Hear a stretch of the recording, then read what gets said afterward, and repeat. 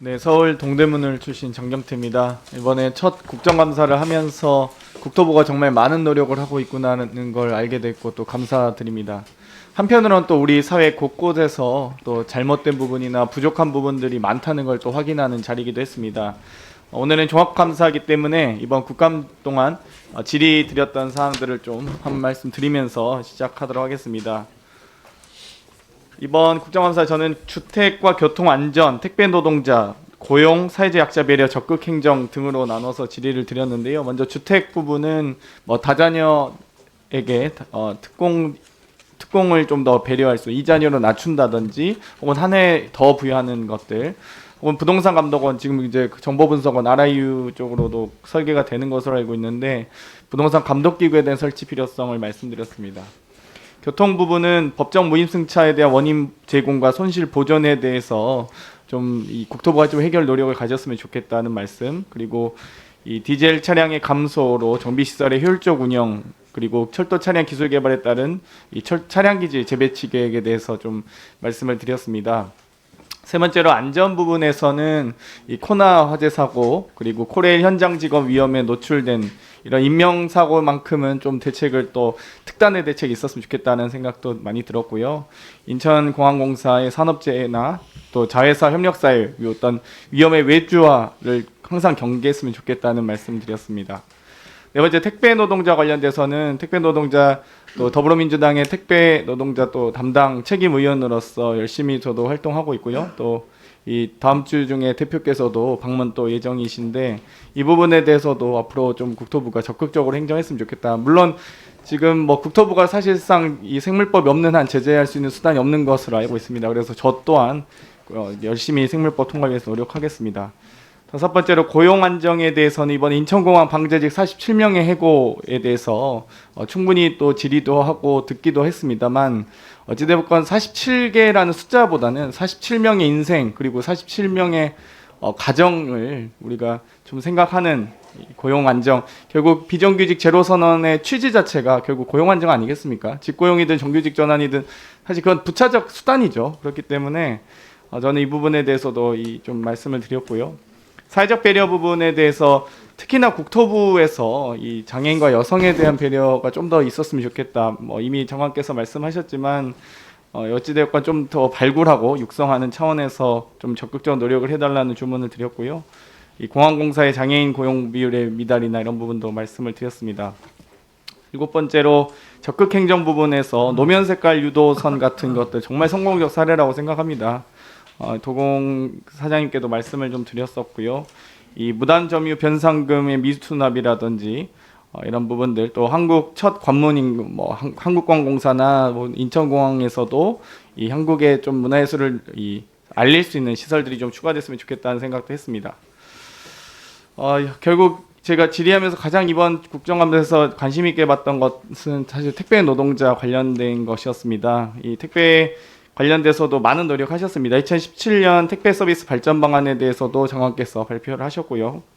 또 2020년 생활물류 발전 방안도 현안 조정회 때 또 발표도 하셨고, 또 이번에 이 추석 성수기에 1, 2차 권고안도 하셨고요. 여러 가지 노력은 해왔다고는 생각합니다만 어찌됐건 이번 달 10월에만 참 4명의 5분의 또 사망 사건이 있었습니다. 정말 올해도 많은 분들이 이렇게 사망 사건이 자꾸 있는데요. 그래도 국토부에서 좀 더 책임감을 가지고 계시다고 생각을 합니다. 혹시 장관께서 국민들께 하실 말씀 혹시 있으신가요? 예, 우리가 이제 비대면 사회로 가면서 택배 물량이 급증하게 늘고 많은 국민들이 이런 택배 서비스에 의존하는 삶으로 바뀌고 있습니다. 그런데 이렇게 많은 변화가 있는 이면에 택배 노동자들이 이제 과로사로 이렇게 돌아가시고 있는 상태에 대해서 너무 죄송스럽게 생각합니다. 이번 기회를 이분들의 죽음이 헛되지 않게 하기 위해서는 택배 노동자들의 노동 현실이 좀 개선될 수 있도록 회사 택배 노동자뿐만이 아니라 물량을 서비스를 요청하는 그런 쪽까지 다 함께 전체적으로 이 책임을 좀 나누면서 택배 노동자들이 안정적으로 일을 할 수 있도록 그래서 우리 국민들도 안전한 서비스를 받을 수 있도록 하는 게 필요하지 않나 싶습니다. 정부가 노동부하고 함께 상의해서 늦지 않게 대책을 내도록 하겠습니다. 죄송하게 생각합니다. 국토부뿐만이 아닙니다. 우리 국회에도 책임이 있습니다. 20대 국회 때 통과하지 못한 생물법을 꼭 이번 국회에서 통과할 수 있도록 저도 노력하겠습니다.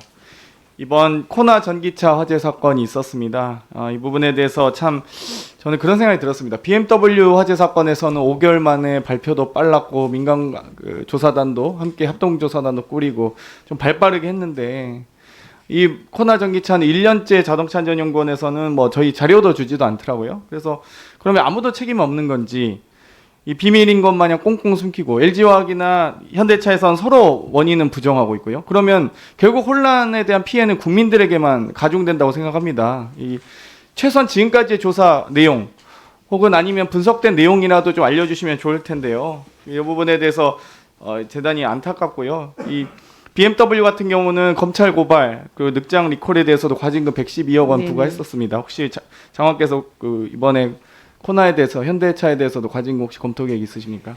지금 저희가 이제 그 조사 결과가 끝나지 않은 상태에서 그 이후 처리에 대해서 말씀드리는 거는 조금 빠른 것 같고요. 이 리콜 조치를 하고 난 이후에 현대차 또 LG 함께 카트리에서 모여가지고 저희가 TF를 구성했습니다. 그래서 지금 현재까지 리콜은 한 50% 정도 리콜을 받았고요. 사고 조사를 철저하게 해서 말씀하신 대로 문제가 있다라고 한다면 거기에 맞는 책임을 질 수 있도록 그렇게 최선을 다하겠습니다. 유전 무죄 무전 유죄가 아닌 유전 유죄 무전 무죄인가 하는 생각도 들었습니다. 소비자가 돈 많은 소비자면 제조사가 유죄이고 소비자가 돈 없는 소비자면 제조사가 무죄인 건 아닐 겁니다. 이 BMW와 다른 대처를 보면서 네네. 예, 저희가 이제 좀 핑계 같지만 그 전기차에 대한 조사 연구 인력이 전체적으로 좀 적은 편이어서 뭐랄까 인력 투입도 좀 다시 좀 했습니다. 그래서 그런 한계가 있었다는 점을 좀 말씀드리겠습니다. 이 친환경 에너지에 대한 우리 시대 전환이 매우 중요하다고 생각합니다. 그래서 뭐 오신 김에 저도 좀 여쭤보고 싶은데요. 테슬라도 전기차 화재 사건이 있었죠. 한국에서는 없었습니다. 네, 외국에서 있었는 걸로 알고 있는데요. 그때 화재 원인은 무엇이었습니까? 해외 같은 경우는 제가 정확한 내용을 파악하고 있지 않습니다만은 대부분 충격에 의한 사고로 알고 있습니다. 배터리 충전 과정에서는 완충된 상태에서 주차 중에 화재 나거나 이런 사건이 있었습니까? 제가 알기로는 없습니다.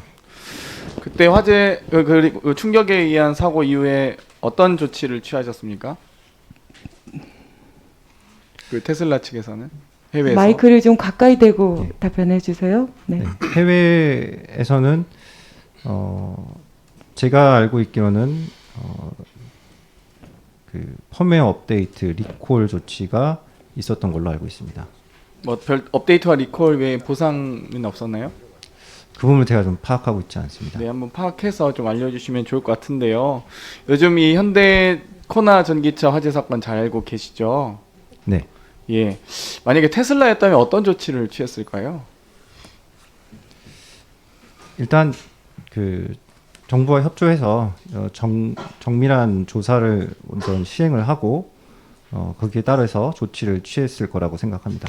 원인 규명이나 사고에 대한 이 방지 대책이 좀 필요한 것 같은데요. 그런 부분에 대해서 테슬라가 리콜이든 업데이트 조치를 한 기간은 이 사건 발생 후에 얼마 정도 걸렸습니까?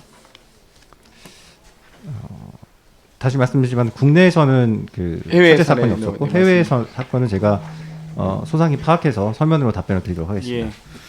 우리 앉으셔도 되고요. 최영석 교수님 좀 여쭤보겠습니다. 네.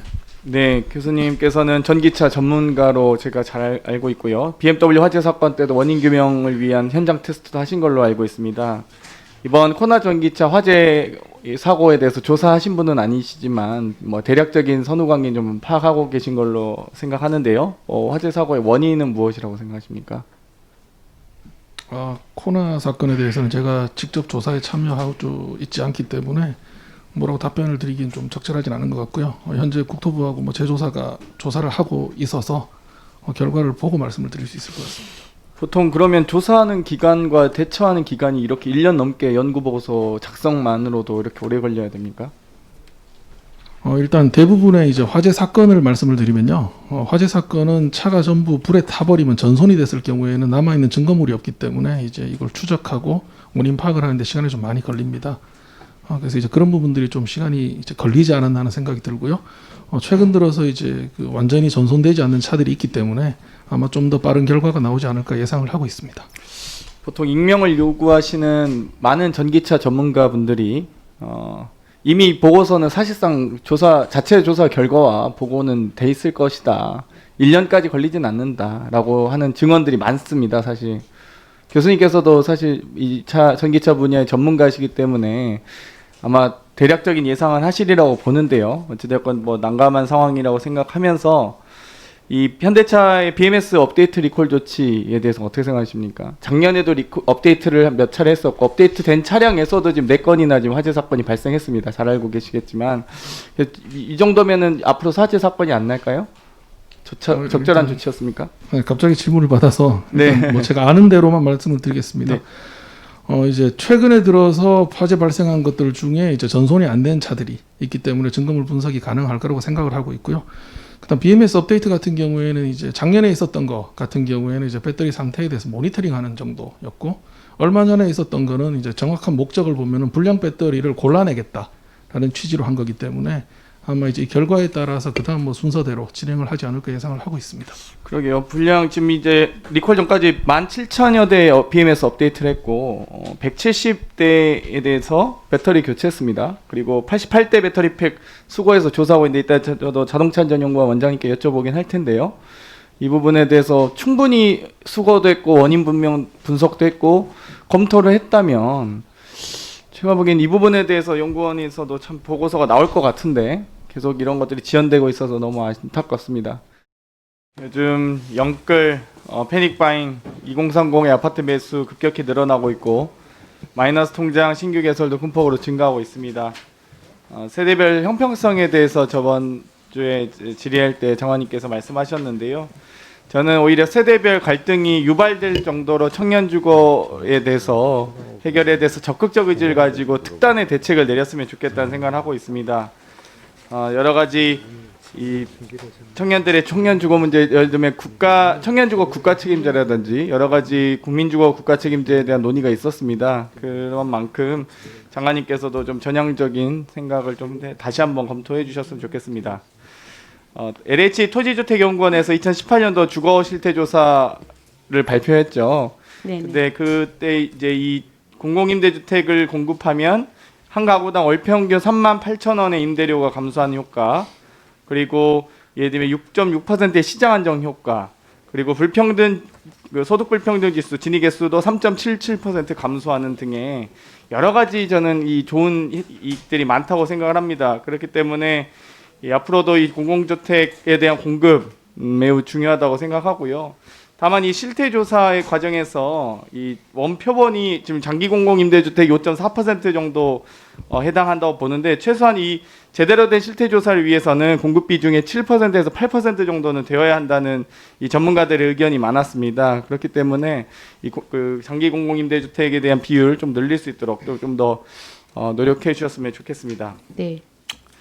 요즘 저희 청량역이 광역환승센터로 개편되고 있습니다. 그래서 이 정말 GTX BC부터 해서 뭐 면목선, 강북횡단선, 기존의 경의중앙선, 1호선, 분당선 등이 여러 가지 이제 교통의 요지로서 발전하고 있는데요. 청량역의 공간 구조에 대한 재배치 그리고 효율적인 이용을 위해서는 이곳에 있는 정비창에 대한 이전이 매우 중요하다고 생각을 합니다. 그래서 뭐 쉽지 않은 문제임은 제가 알고 있습니다만 어찌됐건 이 부분에 대해서 좀 더 적극적인 검토 부탁드리고요.